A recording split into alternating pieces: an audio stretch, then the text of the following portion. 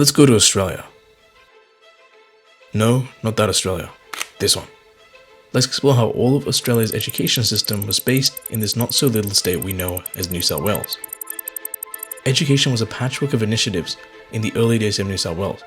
The journey of New South Wales' education system mirrors the state's evolution and its profound influence on Australian education. The first schools in Australia were established by the Anglican Church in New South Wales in the early days of the British settlements in the late 1700s. Since then, religious schools have had a major role in the education of Australians. East Newcastle Public was one of Australia's earliest schools to be founded outside of the church. Founded in 1816 when Henry Rensford, a convict on conditional pardon, began teaching 17 convict children. The mid-19th century saw the establishment of more than 30 types of government schools, each tailored for specific communities and needs. There were schools catered for remote children, often smaller with a traveling teacher, to those designed for specific groups like boys, and schools designed for just girls. Sometimes schools were designed for children with unique skills. The landscape of education in New South Wales, it was as varied as it was dynamic. When we talk about a government school, we mean a school that's run by the government for all kids in the state. But if a private or different kind of school later became part of the government system, we can count them from the time that they joined. So as you can see, there are multiple examples of what schools used to look like in the late 19th century. You may be able to recognize some of these schools if they're from the area that you live in or maybe have lived in the past. In the 1840s, there was a problem with how schools were run in the colony. A report said that half of the children who should be in school weren't graduating and they weren't getting an education.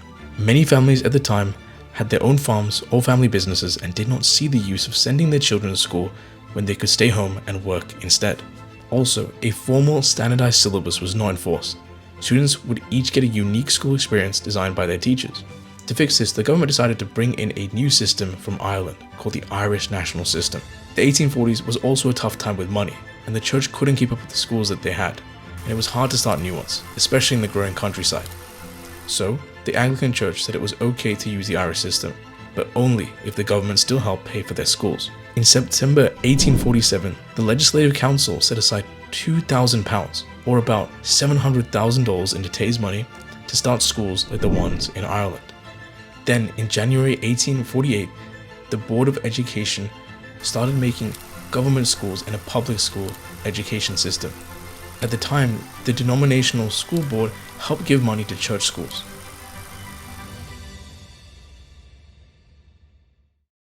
The Irish National System was introduced to make sure we didn't have too many schools and to put them where they were really needed. It also showed that the government should take care of education, not just help with money, but it still needed help from local communities. Local people were asked to pay for some of the money needed to start and run a school, up to about 1/3 of the cost. They should also pay fees for the teacher and help manage the school by forming a school committee. In 1848, the Board of National Education started its first school, and by 1851, they had 37 schools with over 2,000 students. But in the middle of the 1850s, the government school system didn't grow as fast. Some schools couldn't stay open because not many students lived nearby, and some closed because certain religious leaders didn't approve of them. Things got better in 1858 when the Board of National Education let other kinds of schools become part of their government system without having to give up their buildings. This meant the owners or people in the area could use the school building for other things after school, and private homes or rented places could be schools for a long time. Lots more schools joined, and in 2 years the number of schools doubled. By 1866, the last year of the National Board, about half of its 260 schools were of this non-vested type. Most of these schools were not in the city but spread out in the countryside.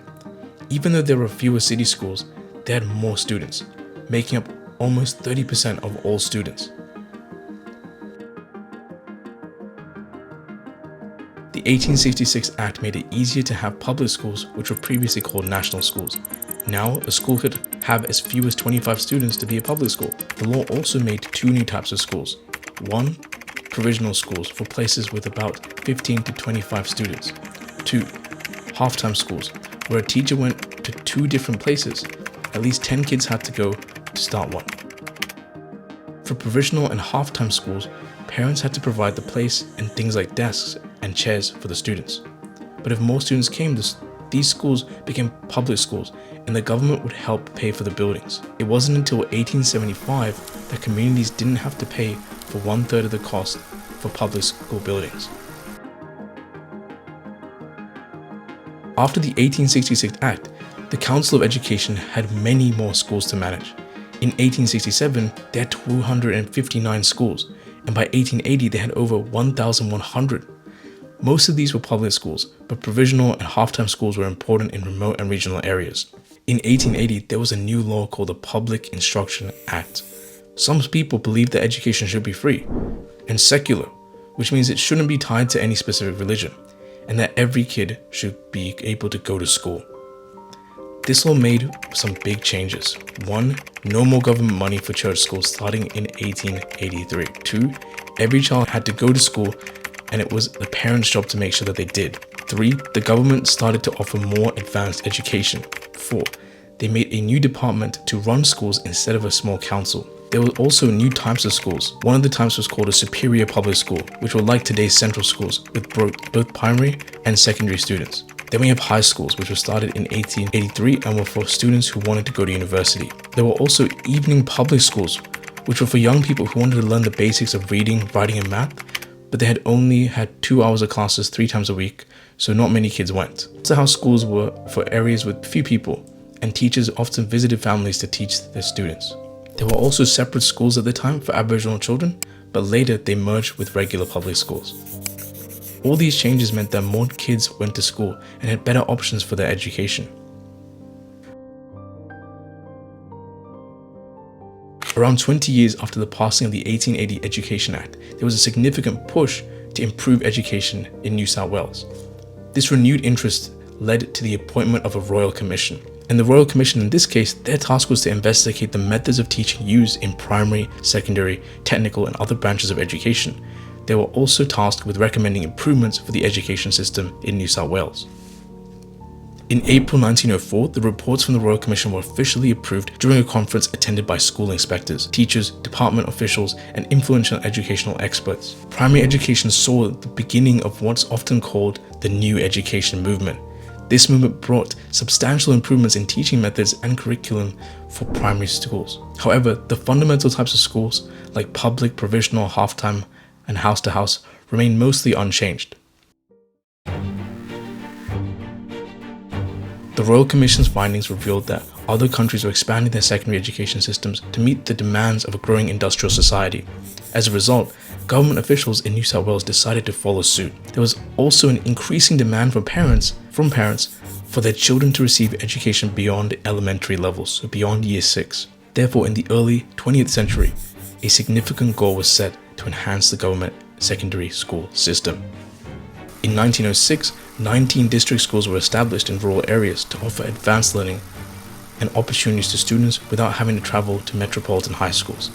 Essentially, these district schools became like an enhanced public school with highly qualified teachers specializing in specific subjects. This was different from regular public schools where teachers covered a wider range of subjects. The primary objective of reorganizing secondary education was to create a system of secondary schools that could provide suitable forms of education. The primary objective of reorganizing secondary education was to create a system of secondary schools that could provide suitable forms of education to all students who successfully completed primary school. Officials believed that New South Wales needed a skilled workforce in 4 key areas: the professions, doctors, lawyers, accountants, commerce, business people, industry, manufacturers, and homemaking.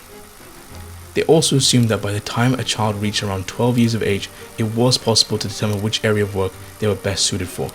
This led to the establishment of schools tailored to meet the varied vocational needs of students and ensuring that they were guided to the schools that best matched their abilities.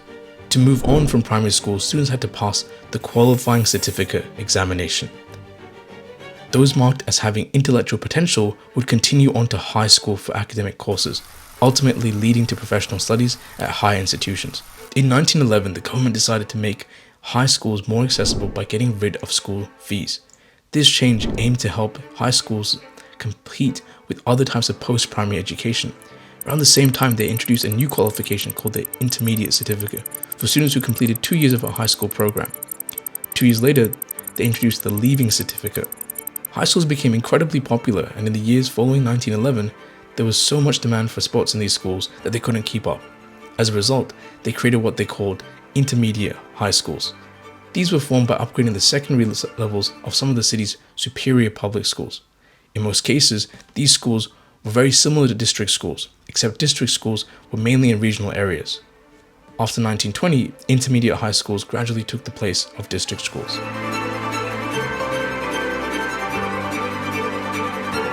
For students who didn't qualify for academic courses in high schools, intermediate schools, or district schools, there was 2-year courses available in pre-vocational schools. Instead of creating new schools for this, existing superior public schools were transformed from 1913 onwards to include secondary departments. These departments offered specialized courses like commercial, junior technical, or domestic sciences. Commercial schools, which were mostly for boys, offered courses in subjects like business and economics. They aimed to prepare boys for careers in a business after they finished school. Junior technical schools provided courses in technical, drawing, woodwork, and metalwork, mainly for boys who wanted to pursue skilled trades. Domestic science schools, later renamed home science schools in 1942, trained girls in homemaking skills and providing some preparation for work before marriage. These schools, often referred to as the superior public schools or continuation schools, were designed to extend the student's education beyond the primary level. In 1923, a fourth type of pre-vocational school was introduced, the district rural school. These schools offered courses like agriculture, applied farm mechanics, and rural economics for boys, and home science and horticulture for girls. A new system of schools known as continuation schools replaced the earlier evening public schools, which weren't very successful. Starting in 1911, evening continuation schools offered courses similar to those in daytime, commercial, junior, and domestic science schools. These schools were open to students who had completed their primary education and were working but wanted to learn more about subjects related to their jobs. Unlike regular schools, there were no primary education classes at evening continuation schools. The evening continuation schools received strong support, and by the end of 1912, they had enrolled over 3,000 students. They were most popular in the late 1920s and early 1930s, but declined in popularity until they discontinued at the end of World War II. The evening colleges that replaced them focused more on adult education, especially in cultural and handwork subjects. In the 1940s, the official age at which students could leave school was increased from 14 years to 15 years. This gave most children the opportunity to receive 2 or 3 years of secondary education. This school leaving age remained in place until the Education Amendment Act of 2009, raising the minimum school leaving age to 17 starting from 2010. Previously known as hospital schools, the first schools for a specific purpose were established in 1923. The first special school for slow learners opened at Glenfield in 1927. Special schools for children with physical, intellectual, or emotional disabilities did not begin to open until 1950s and 1960s. Many of these schools initially opened privately in institutions before becoming part of the government school system. However, the department started to take responsibility for severely intellectually disabled children from the mid-1970s. However, integration policies led to many children with disabilities transitioning from special schools to special classes or units or regular classes in mainstream schools. The department eventually classified special schools as SSP, allowing students who needed intensive support to complete school up to year 12. Education in New South Wales has come a long way. As educators, it's important for us to keep up to date with changes to societal and economic needs.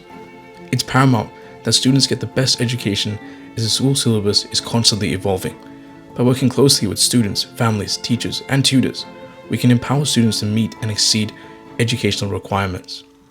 Over time, we've seen how the education system has changed to meet the requirements of students at the time.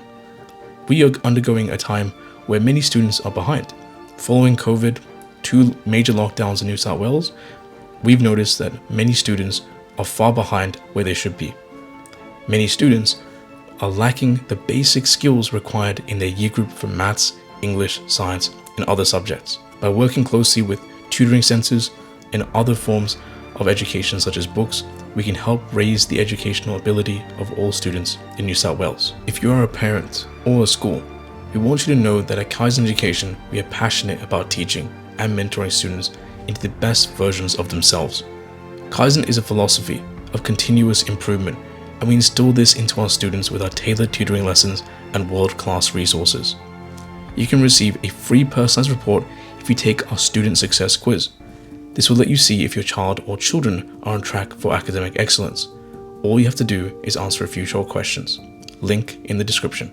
If you're a teacher or school, we can make your job easier by providing you with expert-crafted resources to use in your classrooms for all subjects. For more information, visit our website kaizenedu.com.au.